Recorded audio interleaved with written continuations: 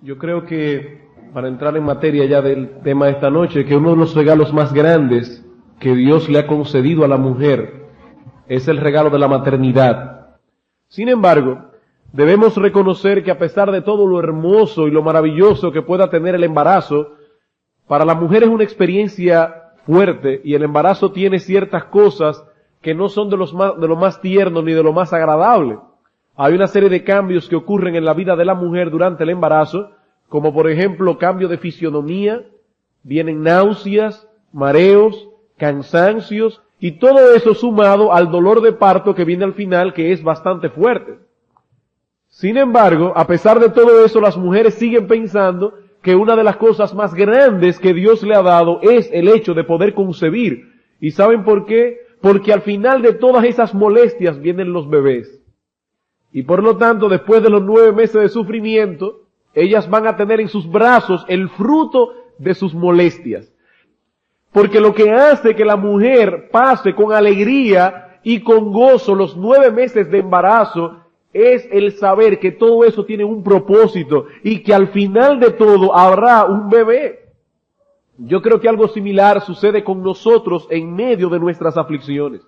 Cuando nosotros sentimos que estamos sufriendo, que estamos siendo afligidos, y pensamos por un momento que todo eso no tiene ningún propósito, eso nos puede llevar ciertamente a una depresión.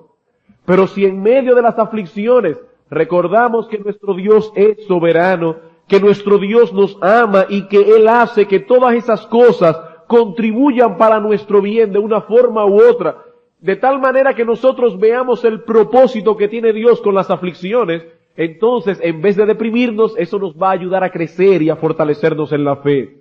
Y hay un texto de la Escritura que habla precisamente acerca de esto, Romanos capítulo 8, versículo 28.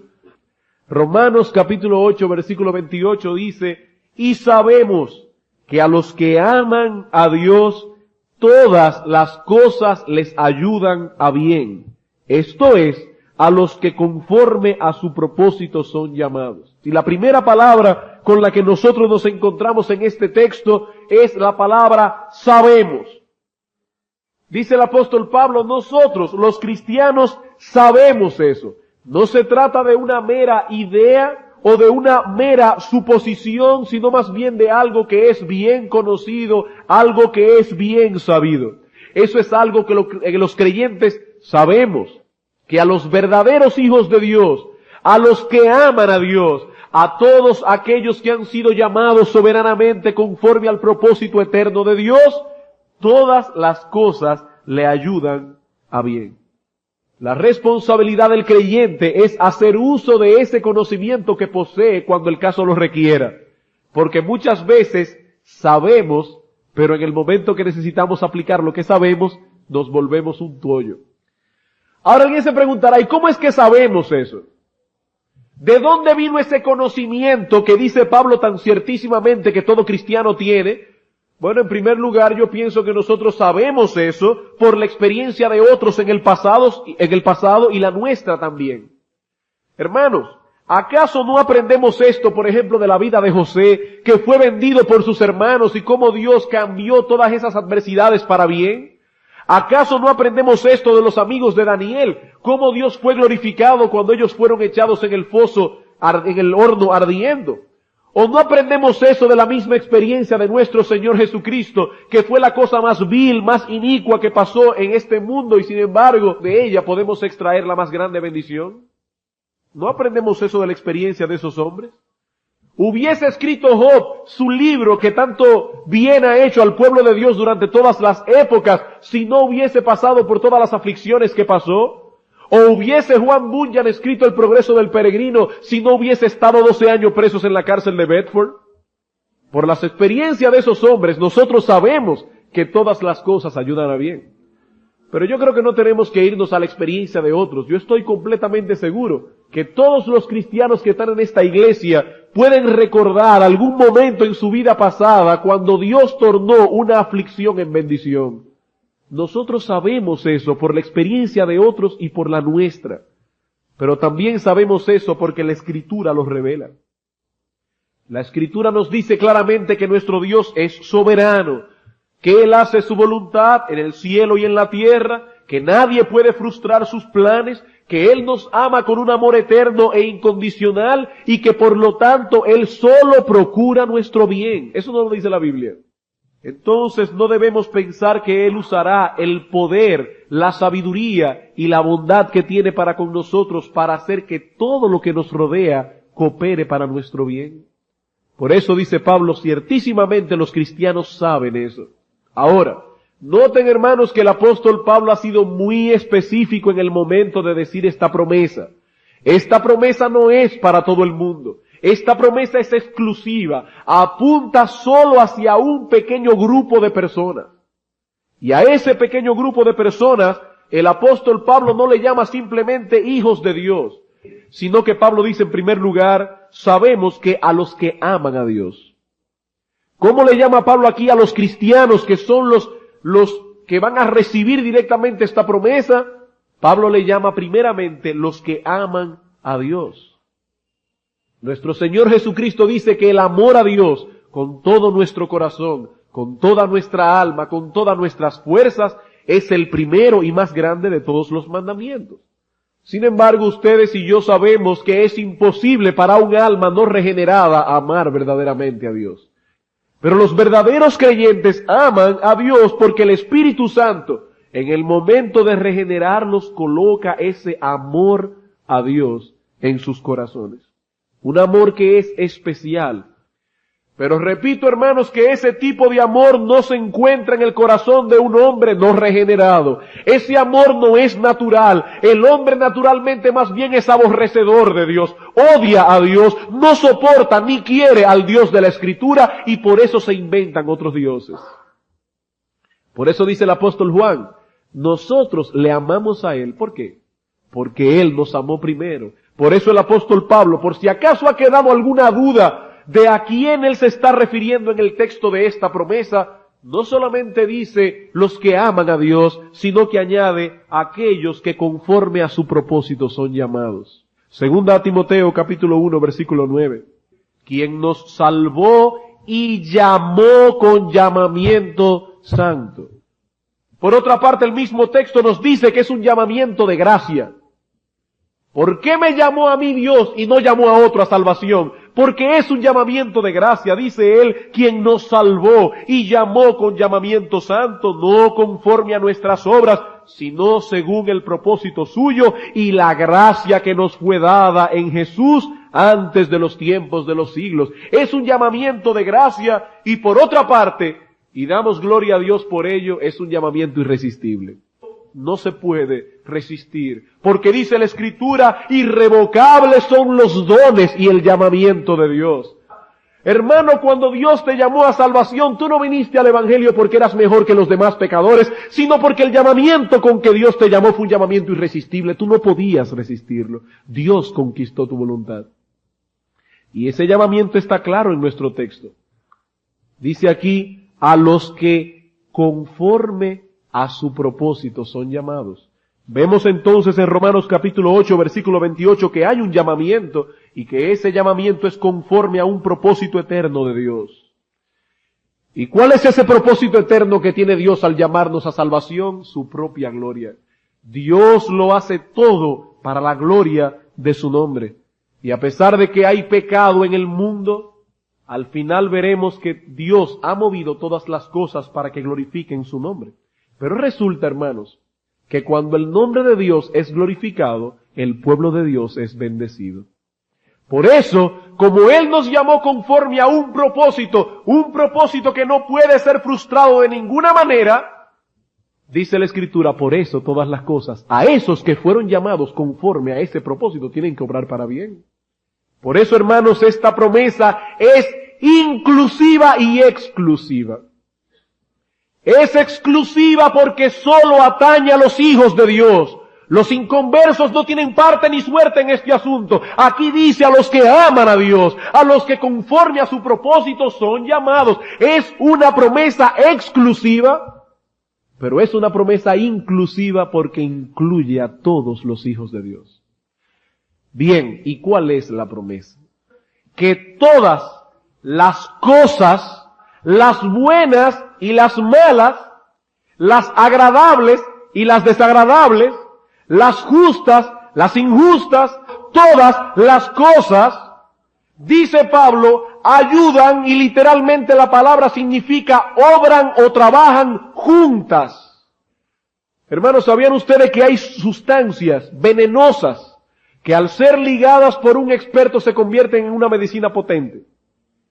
De la misma manera nuestro Dios tiene el poder para hacer que cosas que son inicuas, perversas, injustas, desagradables, hacer que todas esas cosas se conviertan en una tremenda medicina para el pueblo de Dios. Todas las cosas trabajan juntas para el bien de aquellos que han sido llamados por Dios. Porque nuestro Dios es sabio, es todopoderoso y nos ama con un amor eterno, y por lo tanto Él hace que todas las cosas cooperen, dice Pablo, para nuestro bien. O como dice el salmista, todas las sendas de Jehová son misericordia y verdad para los que guardan su pacto y sus testimonios. Todas las sendas de Jehová son misericordia y verdad. ¿Para quiénes? Para los que guardan su pacto. Para aquellos que pertenecen a ese grupo que se conoce en la Escritura como el pueblo de Dios, los elegidos. Esto no significa de ninguna manera que las cosas malas son buenas. Esto no significa de ninguna manera que el pecado es una bendición. No, eso no es lo que estamos diciendo. Las cosas malas son malas. El pecado sigue siendo perverso. Lo que estamos diciendo es que todas esas cosas se encuentran bajo el total y perfecto control de un Dios soberano que hace que todas esas cosas obren para nuestro bien. Pensemos por un momento en las adversidades. Es cierto que muchas de nuestras adversidades son causadas por Satanás. Pero hermano, estaba equivocado Job cuando en medio de sus aflicciones causadas por el diablo dijo, Jehová dio, Jehová quitó. ¿Quién fue el que le quitó a Job todas sus posesiones? ¿Quién fue que le quitó a Job todos sus hijos? ¿Quién fue que le quitó a Job su salud? ¿Acaso no dice el primer capítulo que fue el diablo? ¿Pero qué dice Job? Jehová dio y Jehová quitó, o sea, el nombre de Jehová bendito, Dios lo quitó. ¿Acaso no fue el mismo Job que le dijo a su mujer, recibiremos de Dios el bien y el mal no lo recibiremos? Job reaccionó así porque él sabía que Satanás no podía actuar fuera del propósito de Dios. Satanás no podía actuar fuera del permiso de Dios, y cuando Dios le da permiso al diablo a actuar es porque él sabe que la actuación de Satanás va a redundar en nuestro bien, aunque parezca ilógico. Dice Job capítulo 42 versículo 11, que después que Job fue consolado por Dios, dice, vinieron a él todos sus hermanos y todas sus hermanas y todos los que antes le habían conocido, y comieron con él pan en su casa y se condolieron de él y le consolaron de todo aquel mal que Jehová había traído sobre él. Aquí no dice de todo el mal que Satanás había traído sobre él. Aquí dice el mal que Jehová, Dios, el Dios que lo amaba infinitamente con un amor eterno e inmutable, ese mismo Dios permitió que el diablo afligiera a Job. Porque Dios es ese químico experto que puede tomar el veneno, ligarlo en proporciones sabias y hacer del veneno una medicina. Jehová dio, Jehová quitó, sea el nombre de Jehová bendito. Y dice la Escritura que en todo esto Job no atribuyó a Dios despropósito alguno. Él sabía que algún propósito tenía Dios con las adversidades. Hermanos, no hay un maestro mejor que la aflicción.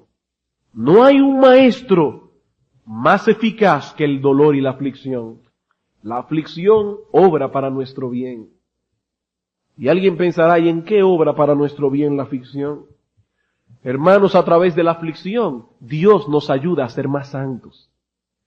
Dice Juan capítulo 15, versículo 2, yo soy la vid verdadera, mi Padre es el labrador, y todo pámpano que está dando fruto, ¿qué hace Dios? Lo poda para que dé más fruto, le corta pedazos en su vida, le trae aflicciones y dolores y angustias para que eso lo ayude a ser cada vez más santo y más fructífero.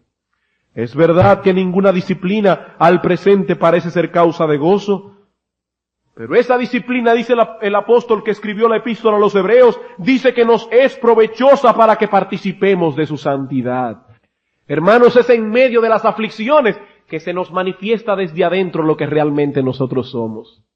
Es en momentos de aflicciones cuando sale a relucir en nuestra vida lo que realmente nosotros somos. Y eso es un indicativo que Dios nos da para que nosotros aprendamos a limpiarnos y a vivir en más santidad. Qué buenas son entonces las aflicciones. ¿Acaso no son las aflicciones las que nos llevan a depender más del Señor?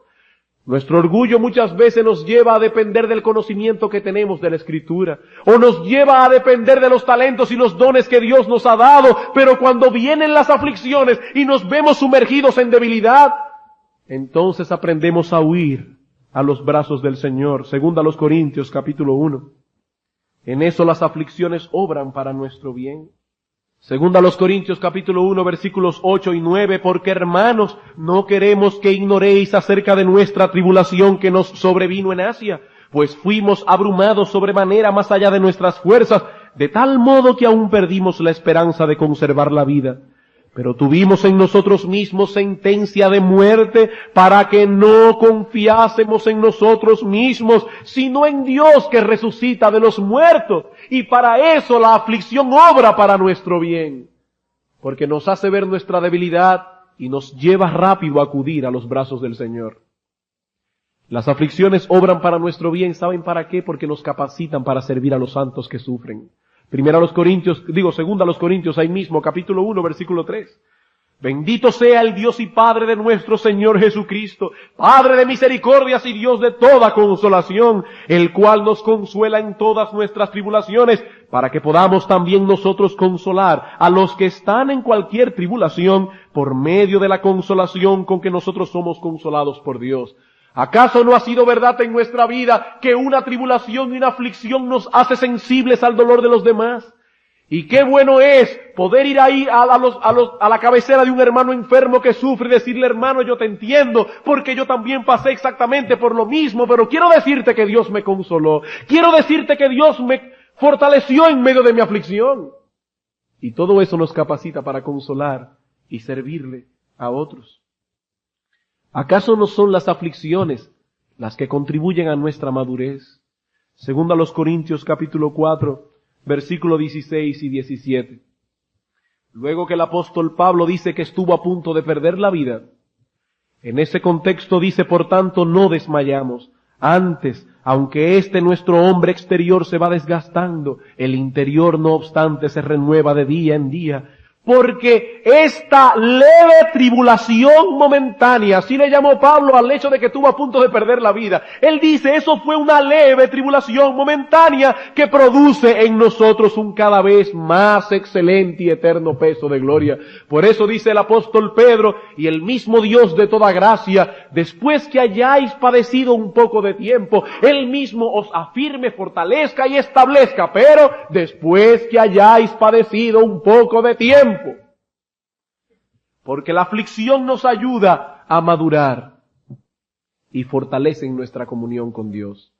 Cuando Job pasó por todas las aflicciones que había pasado, dice: de oídas te había oído, mas ahora mis ojos te ven. Fue en medio de las adversidades que David escribió: como el ciervo brama por las corrientes de las aguas, así clama por ti, oh Dios, el alma mía. Cuando el creyente está en aflicción, Dios lo lleva a una comunión más estrecha con Él. Por eso muchas veces Dios permite que nosotros pasemos por terribles y negros períodos de soledad.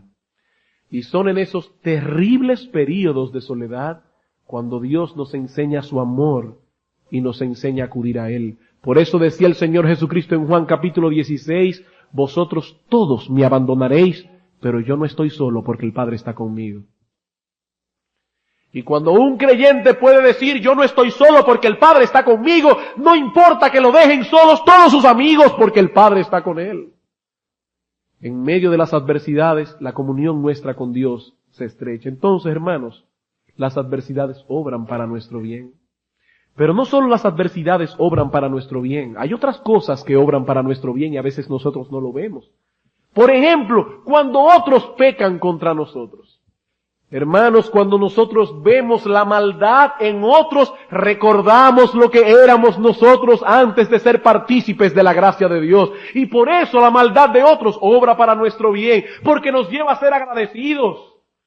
A pensar, oh Señor, si tu gracia no me hubiese encontrado, ¿dónde estaría yo? La lepra que consume y que corroe el corazón de ese hombre podría ser la lepra que corrompiera el corazón mío, pero tu gracia ha impedido que esa lepra me dañara por completo.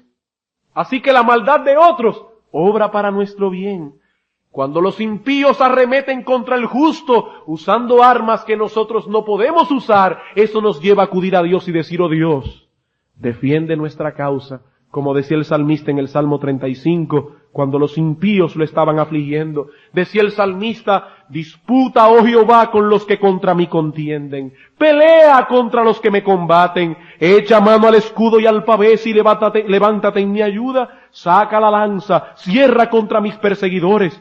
Di a mi alma, yo soy tu salvación. Sean avergonzados y confundidos los que buscan mi vida. Sean vueltos atrás y avergonzados los que mi mal intentan. Sea como el tamo delante del viento y el ángel de Jehová los acose. Sea su camino tenebroso y resbaladizo y el ángel de Jehová los persiga. Hermanos, cuando los impíos arremeten contra nosotros, cuando los impíos atacan a la iglesia de Dios, ellos no se están dando cuenta que están siendo un canal de bendición para nuestra vida, porque cuando yo no me defiendo, Dios sale en mi defensa. Dios sale en mi defensa. ¿Y quién puede pelear contra Él? Hermanos, cuando otros pecan contra nosotros, eso también es una buena oportunidad para probar nuestra sinceridad. Nosotros estamos siempre dispuestos a ser bondadosos con los demás, siempre y cuando ellos nos amen. Siempre y cuando ellos no nos hagan mal. Pero nunca sabremos si nuestra bondad es genuina. Nunca sabremos si nuestra bondad es sincera hasta que Dios no nos ponga en la disyuntiva de amar a nuestros enemigos, de hacer bien a los que nos persiguen y nos ultrajan. Y es en momento de aflicción, cuando otros pecan contra nosotros, que tenemos una buena oportunidad de mostrar que nuestra fe es sincera, que nuestra bondad y nuestra misericordia es genuina. El pecado de otros también produce una santa tristeza en el creyente, que contribuye a que el cristiano sea más santo, porque eso nos lleva a odiar aún más el pecado. Como decía David, ríos de aguas descendieron por mis ojos cuando yo vi que ellos no guardaban tu ley. Esa santa tristeza lleva al cristiano a ser cada vez más santo.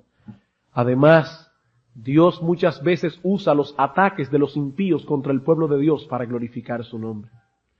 ¿Acaso no se glorificó Dios cuando los hermanos de José lo vendieron por envidia? Y Dios llevó a José a bien. ¿Acaso no dice el salmista en el Salmo 23, aderezas mesa delante de mí en presencia de mis angustiadores? Cuando los enemigos arremeten contra el pueblo de Dios, Dios se place en hacer bien, en bendecir a su pueblo, para hacer ver a los impíos que con todas sus armas carnales, el pueblo de Dios tiene un Dios que ellos no conocen. Por eso, hermanos, gloria a Dios y gracias a Él, porque algunos atacan su iglesia. Porque cuando la iglesia de Jesucristo es atacada por impíos o por falsos hermanos, entonces Dios comienza a bendecirla. Dios abre la ventana de los cielos porque Dios se quiere glorificar en medio de su pueblo. En medio de las aflicciones, cuando otros pecan contra el pueblo de Dios. Hermanos, las aflicciones obran para nuestro bien. El pecado de otros obra para nuestro bien y hasta las tentaciones obran para nuestro bien. Yo no estoy diciendo que el creyente debe buscar las tentaciones. Más bien dice la Escritura que el creyente debe orar a Dios, Señor, líbrame de tentación. La tentación es perversa, es maligna, es inicua, es vil, pero Dios tiene tanto poder y controla aún hasta del pecado, que Él hace que las tentaciones del diablo obren para nuestro bien. ¿Acaso, hermanos, no son las tentaciones las que nos revelan lo que hay en nuestros corazones? Cuando somos tentados y nos pasan esos pensamientos horribles por nuestra mente. ¿Acaso no nos revela la maldad que hay en nuestra alma? No son las tentaciones las que nos hacen apercibirnos del enemigo que nos acosa constantemente, pero que no vemos. Sin embargo, cuando Dios permite que nosotros seamos zarandeados como trigo, entonces es que nos hacemos alertas de que el diablo está rondando. Entonces las tentaciones son para nuestro bien. ¿No son también las tentaciones las que nos mantienen en humildad al revelarnos la maldad que hay en nuestra alma? Y decimos, oh Dios, si no fuera por tu gracia, definitivamente, yo no hubiera podido ser salvo. La maldad que hay en mi alma es increíble. ¿No son también las tentaciones las que nos hacen desear el cielo con todo nuestro corazón? Entonces, hermanos, todo obra para nuestro bien. A aquellos que aman a Dios, a los que conforme a su propósito son llamados, esos habitan en un mundo de maldad, pero nuestro Dios es soberano para hacer que todas esas cosas contribuyan para el bien del Hijo de Dios. Pero esta no es una promesa que trabaja automáticamente en nuestras vidas cuando vienen las aflicciones. Ya usted y yo sabemos eso. Dios nos los ha enseñado a través de la experiencia. Dios nos lo ha revelado a través de la palabra de Dios. Pero hermanos, es algo que debemos recordar en los momentos de angustias. Pero hermanos, este es un problema básicamente de elección. De elección. Yo tengo que elegir usar el antídoto. Y elegir no deprimirme, sabiendo que dice la Escritura, que Dios lo promete y Dios no puede mentir, que a los que aman a Dios, todas las cosas ayudan a bien.